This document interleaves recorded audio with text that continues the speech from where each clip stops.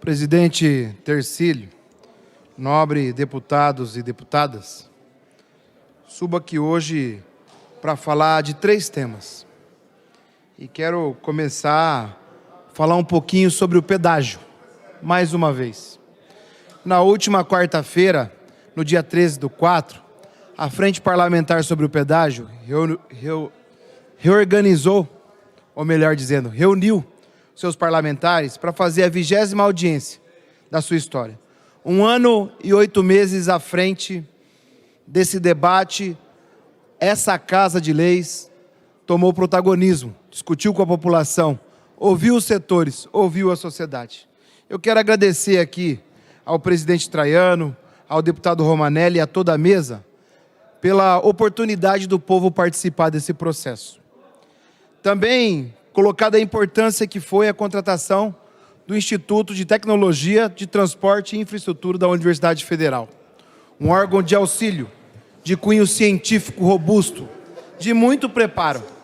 Produziu um segundo relatório entregue e publicizado nessa quarta-feira passada, com 335 páginas, que indica muitas incongruências, muitas falhas e muitas coisas para serem discutidas sobre o novo pedágio, que o novo só tem o nome. Obras que serão realizadas em 87 cidades e foram ignoradas, sem serem ouvidas, estas mesmas cidades. Exemplos clássicos, como a cidade de Jandaia do Sul, que vai ser cortada ao meio, ou como a cidade de Paranaguá, onde na zona portuária vai receber uma obra num pátio de combustíveis, onde existe inclusive um plano de diretor próprio de zoneamento portuário, sequer foi consultado. Obras em cidades conurbadas, como é o caso de Araucária. Obras em cidades que passam rodovias e que não foi discutido. Mais ainda, esse estudo do Instituto de Tecnologia, Transporte e Infraestrutura aponta que o pedágio continuará caro. O pedágio de São José dos Pinhais, por exemplo, que encerrou as atividades em 2021 ao preço colocado de R$ 14,03, pode chegar a R$ 17,33 no ano de 2023. Tudo porque o IPCA do ano de 2021 será de 10,6% e de 2022, 8%. Colocou também esse estudo que é uma tributação disfarçada, chamada outorga ou aporte, que ambas encarecem a tarifa e deixam ter uma menor chance de desconto no leilão. Ainda relatou a questão do risco cambial, ou seja, da alavancagem cambial, onde as empresas podem pegar dinheiro de fora do país, aplicar na obra. E caso, doutor Tercílio, o dólar suba, esse valor é repassado à tarifa.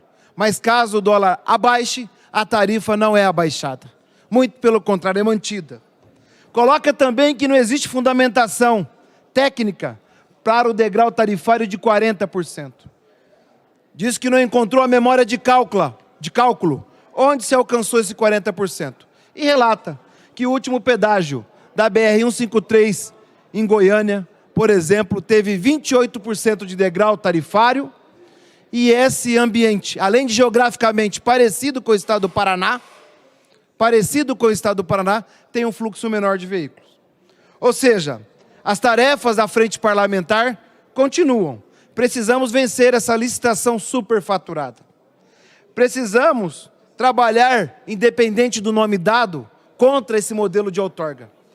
Temos que lutar pelo menor preço puro, menor preço com a concorrência, sem o aporte ou sem a outorga. Talvez com a caução de títulos públicos.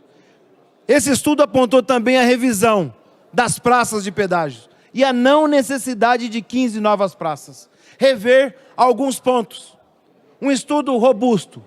Até porque tinha um monte de discussão falando que o assunto era simplesmente político. Veio a Universidade Federal e desmistifica isso. E agora temos que encaminhar. Fazer com que sejam avaliados os impactos dessas obras nos 87 municípios, nos seus planos diretores, fazer com que as obras não realizadas e as ações na justiça não impactuem novamente no preço da tarifa. Uma recomendação, inclusive, do Ministério Público, que esteve presente na reunião. As demandas da região noroeste, de Paranavaí a Nova Londrina, levantadas no debate. A isenção dos moradores de municípios limítrofes, ou seja, o caso da Lapa, deputado Márcio Nunes, que tem um pedágio em um distrito e impede que sua população chegue, por exemplo, até a sede do município. Tem que rever isso. E a frente parlamentar tem que trazer essa bandeira mais próxima ainda. Também, agora, como de imediato, a frente parlamentar está encaminhando ao Tribunal de Contas da União o estudo da Universidade Federal e pedindo para que o Tribunal de Contas da União revise os procedimentos agora com base nessa fundamentação técnica. A decisão que foi tomada, o encaminhamento que vinha sendo tido, não existia esses detalhes tão ricos. E aqui ficou reconhecido, deputado Romanelli, por toda a sociedade que participou da audiência, que a Assembleia é o espaço mais amplo para se debater o tema do pedágio. A OAB reconhece, o Ministério Público reconhece, as entidades de classe reconheceram. A importância dessa casa e dos seus 54 parlamentares. Este foi o momento de maior interação que eu me lembre, ao longo dos meus 44 anos, de interação entre a Assembleia e a sociedade paranaense. Momento em que engajou-se a população, e essa população engajada deu força a essa casa, para tentar estar nesse momento segurando a que não realize um pedágio injusto para o povo paranaense. Enfrentamos muita propaganda, inclusive do governo federal, para dizer que era necessário 15 praças novas, 40% de degrau tarifário. E nós aqui sobrevivemos e estamos lutando junto ao Tribunal de Contas da União para que isso não ocorra. Furos nos processos, superfaturamento em desapropriações, ausência de projeto executivo, tarifa superfaturada, praça em lugar não permitido, obra, imposto de combustível em região alagada, um desconhecimento do Estado do Paraná. Por isso que o TCU está inquirindo o governo federal, graças ao trabalho dessa frente, de todos e todas nós até aqui. Eu quero agradecer cada deputado e cada deputada que participou um minutinho, que dedicou o seu tempo para fazer que o Paraná sobreviva nesse Davi contra Golias, que é a luta do pedágio. Quero aqui dizer que o Tribunal de Contas da União também estendeu o prazo em 75 dias para análise do projeto enviado pela NTT. E para encerrar esse assunto do pedágio, quero pedir união entre nós, para que façamos o melhor possível, para que essa barbárie cara, que custou a vida de muita gente nos últimos 24 anos, não volte de forma abusiva, contundente e piore ainda a situação do povo paranaense. Quero aqui, deputado Miqueleto, agradecer Vossa Excelência, enquanto líder do governo, por receber daqui a pouco o Sim de Saúde, com as demandas dos servidores.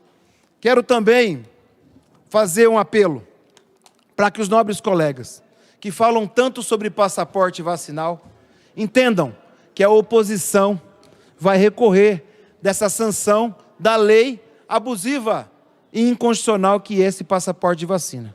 Nós vamos entrar com uma ADIM, uma ação direta de inconstitucionalidade.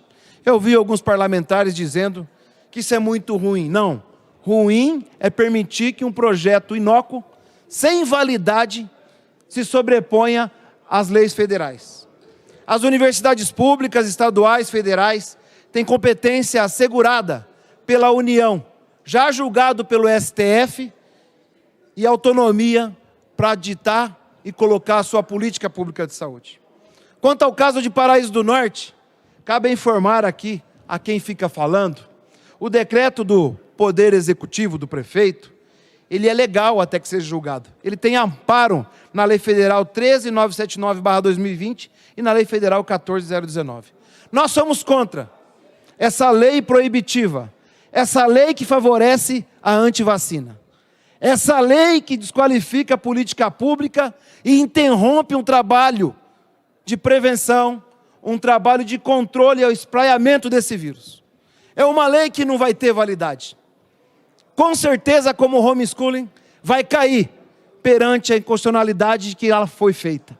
Ao padecimento de desrespeito ao poder que tem a autoridade sanitária, no caso da Secretaria do Estado, em realizar política pública de saúde. Vários momentos o povo paranaense precisa dessa casa, mas precisa de forma profícua, precisa para que ela intervenha em assuntos e realize coisas boas para o Estado. Uma lei que pode causar futuramente um malefício à sua população, ao proibir que a Secretaria edite medidas sanitárias que detenha o espraiamento de um vírus, ou que seja uma medida que amenize o caos por conta do momento pandêmico, é inaceitável. Além de discordar do mérito dessa lei, nós entendemos ela inconstitucional. Por isso, tomaremos essa providência judicial a partir de hoje.